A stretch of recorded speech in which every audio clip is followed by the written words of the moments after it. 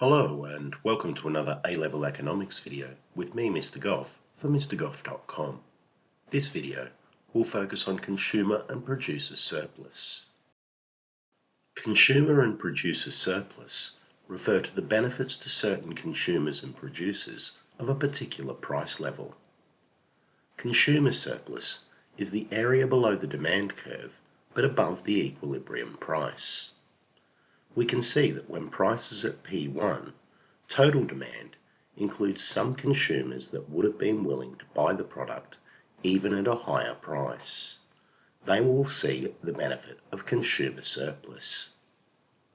Producer surplus is the area above the supply curve but below the equilibrium price. This is there because some producers would have been willing to sell the product at a lower price. Those producers will see the benefit of producer surplus.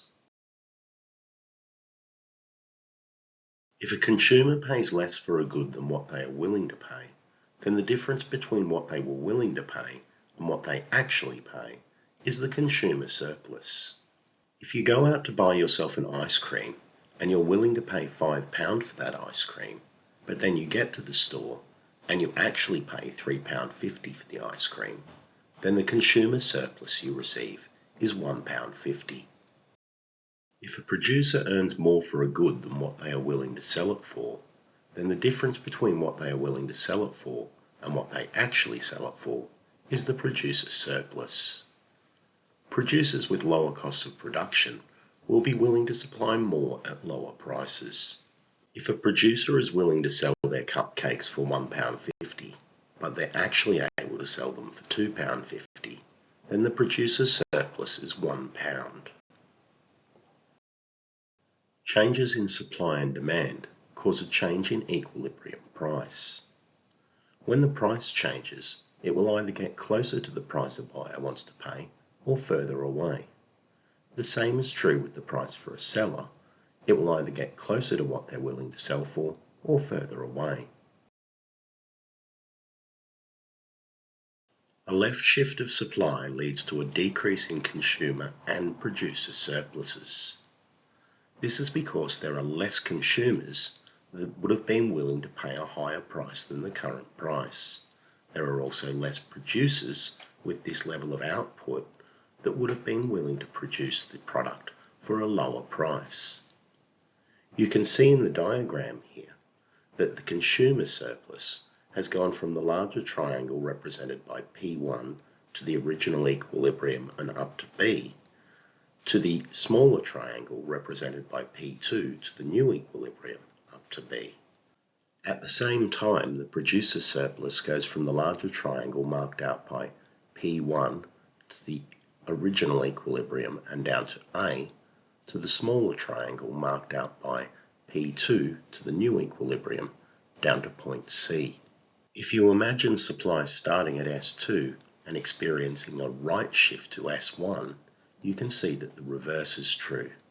Both consumer and producer surpluses increase from the smaller triangles to the larger triangles. A left shift of demand leads to a decrease in consumer and producer surpluses. If you consider here that demand starts at D2 and we experience a left shift to D1, you can see that the original consumer surplus is marked out by P2 to the original equilibrium up to C, and then it becomes the smaller P1 to the new equilibrium up to B.